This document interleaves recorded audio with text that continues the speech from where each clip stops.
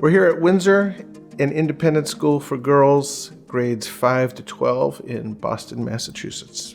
I'm Ken Schopf. I am the Essential Chair in Science, and I'm here to talk to you about concept maps. Concept maps are a graphical representation of your understanding of something. The format that's usually used is a concept is in a circle of some sort, and when you get several concepts, you then link them using some sort of relational word or phrase. So when you get a concept, link, concept, that's called a proposition. And one of the really interesting things about concept maps is that there is no single right concept map. The concept map will always be oriented based on the student's understanding, their interests, the way they think in terms of what the most important relationships between concepts are. And we always tell the students, once you get good at this, you can actually connect almost any concept to almost any other concept. So the question then becomes, well, what are those links that really get at the deepest, most significant meaning? And usually it's the deepest and most significant meaning for answering a focus question. I'm always looking for ways to sort of better understand teaching, and I was interested in action research. And so when I saw that ICGS was offering an opportunity to shepherd you through action research in your classroom, specifically applied to girls' schools, I was really excited about the opportunity. To actually create the concept map, student used an online tool called CMap Tools. It's a highly flexible, I think it's a terrific way to allow students to create and edit and modify and personalize their concept maps. The theme of GARC this year is basically the global reset. During the pandemic, everything kind of shut down, and a lot of aspects of teaching and learning shifted to online venues, and teachers had to rethink a lot. And one of the things I noticed was that it was really easy, not being in class and having that, personal contact with students in the same way. It was really easy to kind of default to writing as sort of the main, or in some cases only, way of assessing a student's understanding of things. And that's where I got more interested in concept maps, because that particularly using CMap Tools as an online tool to create them, it afforded another possible way to get at student understanding, particularly in that type of learning environment. The action in the action research was really incorporated into the curriculum that the students were engaging with over the course of about 28 class meetings. And the way it worked really was students learned a topic, engaged with it the usual ways that we teach here, as hands-on and inquiry-driven as possible. And then they completed a concept map where they tried to construct their understanding and represent the relationships between the different ideas that they'd bumped into over the course of those classes. And then also completed a more traditional written assessment. The parts of the action that were new for this project were a pre and post survey, particularly trying to get at student attitudes and thoughts about concept maps, and also anonymous one-on-one interviews with 9 of the 30 students. The trickiest aspect of this project in some respects was making sure that the data I was able to glean from the concept maps was comparable to the data coming from the written responses. So I tried my best to make sure the focus questions for the concept maps were using the same learning goals and the same level of understanding that the written prompts were also requiring. Using a standards-based approach that's outlined in the report, I was able to get a score for a student's ability to create a concept map, as well as a score for the understanding that the map displayed of the particular topic and how it answered the focus question. Similarly, I was able to score their written responses for their ability to create a written response, but then a second score for the understanding that that response showed relative to the prompt that was being presented. That allowed me to compare both how a student was able to answer the question by creating different types of responses, but also the quality of those responses in each of those two different scenarios. I kind of picture like a web almost, how like everything is important and it impacts like the whole concept map. Like if you take out one concept, it'll change like almost everything because then you won't have that one thing that connects most concepts together, and which is almost like a web. If you lose one key component, then the whole web falls apart. It was like very different to what I was used to, like displaying like my thoughts and stuff on paper rather than this, I think. This idea of flexible thinking often comes out in the way links are made in the map. You know, the idea that there's not one answer only. You could actually, and I tell students, like, your map is going to look different than your neighbor's. That doesn't mean either of you are wrong. I think I honestly prefer CMaps than a check-in for multiple reasons. I think mainly because it's more hands-on, more interactive, and so it's I think it's a bit easier for me to like kind of stretch out my brain to think more outside of the box, if you understand what I mean.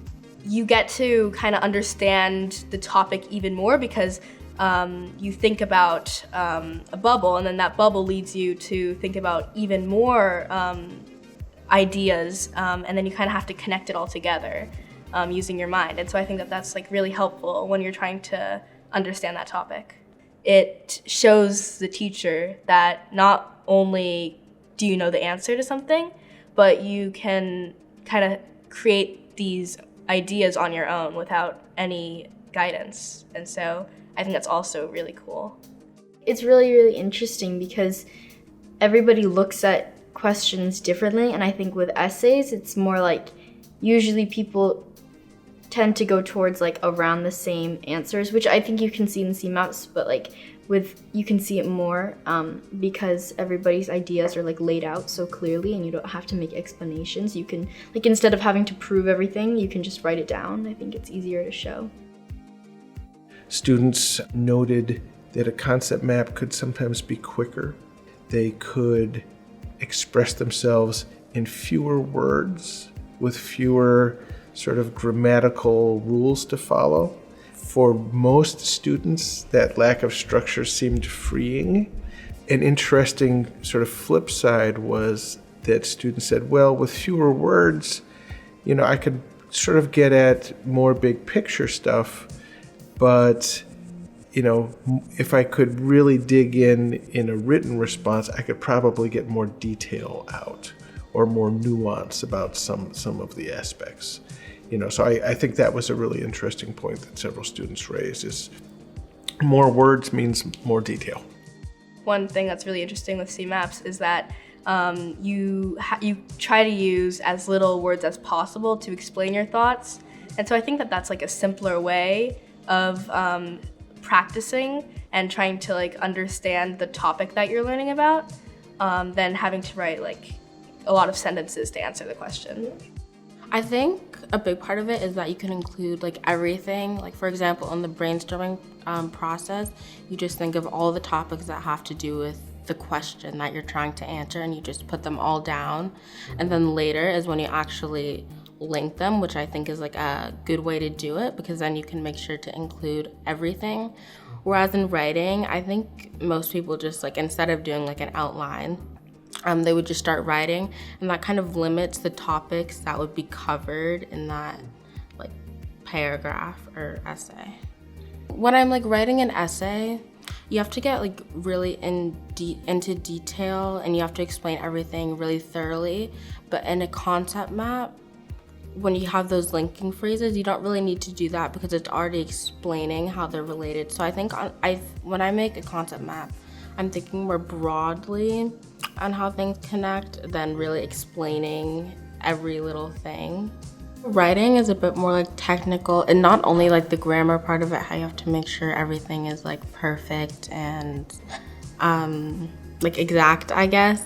But in a concept map, you can kind of just connect everything and like show what you know without worrying about that stuff. If you're just writing an essay, you feel like it's easier for an essay to say more than you need.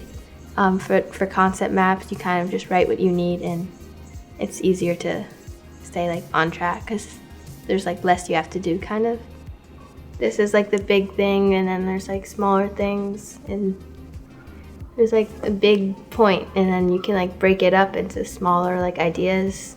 In an essay, it's kind of just like topic, sentence, evidence, like, and that stuff, like information, and there's like less free for you to like do it your own way.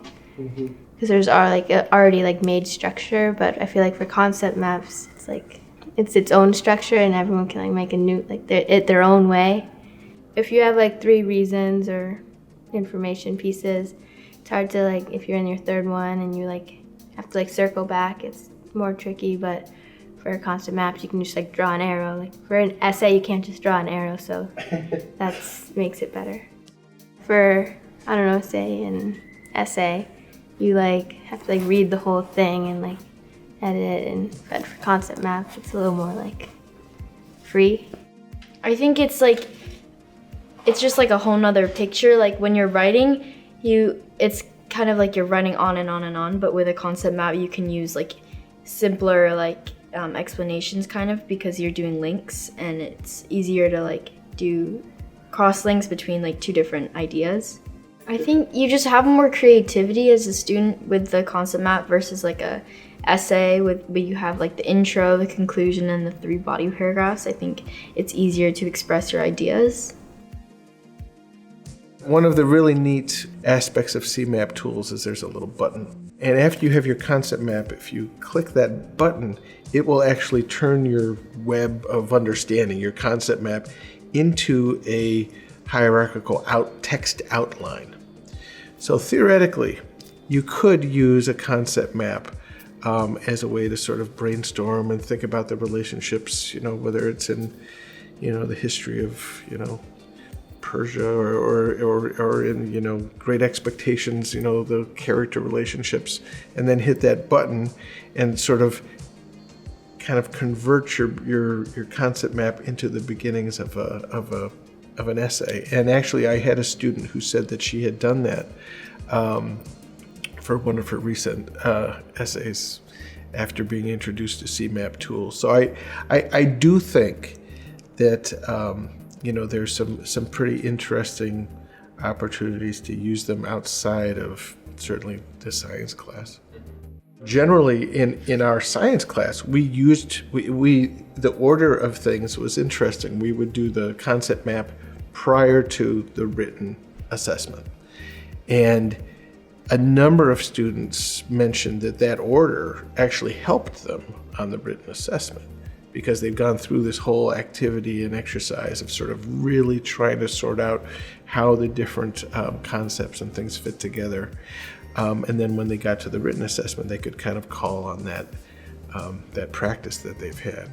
I think after a while of using it, I actually really enjoy using it. And not only do I use it for science class, I also use it for my other subjects, which is really helpful too. I think that CMaps are, believe it or not, a really nice way of brainstorming and outlining. It helps like students kind of like generate the ideas more, and before at least putting all that information together.